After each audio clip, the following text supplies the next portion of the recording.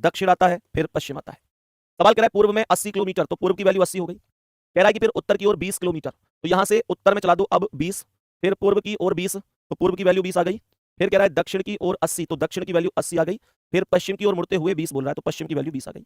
इस बार कोई भी वैल्यू ऐसी नहीं है जिसे आप काट सकते हैं। अरे वाह भाई वाह, सब लोगों ने हाइट भेजा, दिल से बहुत बहुत सारा प्यार आप लोगों के लिए। और समझ में जहां से ना आया करे बता दिया करो कि भैया ये समझ में नहीं आया, ठीक है ना, पूछ लिया करो। देखो पूर्व का अपोजिट पश्चिम है, लेकिन मैं यहाँ काट नहीं सकता क्योंकि बराबर नहीं, तो पता है क्या करूंगा, मैं कहूंगा 80 और 20, 100 में से ये 20 घटा दो, 100 में से 20 गए तो 80 आ गए, और 80 जो वैल्यू आई वो किसकी आई, पूर्व की आई, क्योंकि जिसकी वैल्यू ज्यादा होती है उसे लिखते हैं।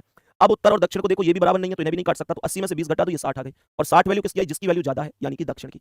अब एक चीज और सुनो, अब मैं 80 में से 60 घटा नहीं सकता, 80 में से 60 घटा नहीं सकता, क्योंकि ये अपोजिट डायरेक्शन नहीं है। जो घटाने और काटने का सिस्टम है ये अपोजिट के साथ ही होता है। तो पूर्व और दक्षिण आए हैं, ये अपोजिट नहीं है, क्योंकि पूर्व का तो अपोजिट पश्चिम है और दक्षिण का अपोजिट उत्तर है। तो मैं क्या करूंगा, मैं सीधा सीधा पाइथागोरस प्रमेय लगा दूंगा। पाइथागोरस प्रमेय आएगी कैसे, 80 का स्क्वायर प्लस 60 का स्क्वायर।